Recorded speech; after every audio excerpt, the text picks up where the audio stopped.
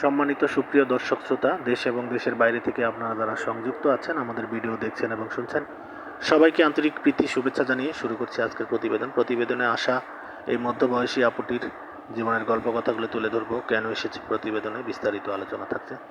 আপুটি দেখতে খুবই চমৎকার। ওনার গায়ের রং শ্যামলা, উচ্চতা 5 ফুট 3 ইঞ্চি। পড়াশোনা আপনার হচ্ছে 10ম শ্রেণী পর্যন্ত পড়াশোনা করেছে। উনি পরিবারের বড় মেয়ে। ওনারা 2 বোন, ছোট বোন বিবাহিতা।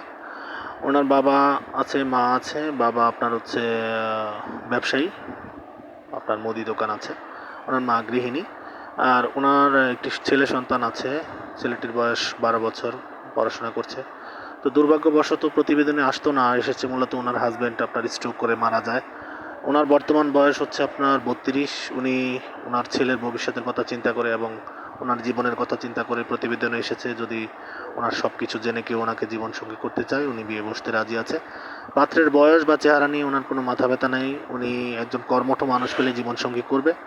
আর আরেকটা বিষয় হচ্ছে উনি মুসলিম, নামাজ কালাম পড়তে পারে, কোরআন পড়তে পারে। আর বাকি বিস্তারিত জানতে চাইলে ওনার মুখ থেকে স্ক্রিনে দেওয়া নাম্বার ওনার সাথে কথা বলে ওনার সব কিছু নাম, ঠিকানা, ডিটেলস জেনে নেবেন এবং সম্পর্ক তৈরি করতে পারেন। আর আমাদের চ্যানেলের ভিডিও নিয়মিত যারা দেখছেন, অবশ্যই প্রত্যেকটি ভিডিওতে একটি লাইক, কমেন্ট এবং ভিডিওটি সর্বোচ্চ শেয়ার দিয়ে আমার চ্যানেলকে সাপোর্ট করবেন, পাশে থাকবেন এবং আমাদের সামনের দিনগুলো যেন আমরা লক্ষ্যমাত্রায় পৌঁছাতে পারি, সেই প্রত্যাশা নিয়ে আজকের মতো এখানে বিদায় নিচ্ছি। ভালো থাকুন, সুস্থ থাকুন, স্বপ্নের ছোঁয়া এবং স্বপ্নভূমি চ্যানেলের সাথে থাকুন। আসসালামু আলাইকুম।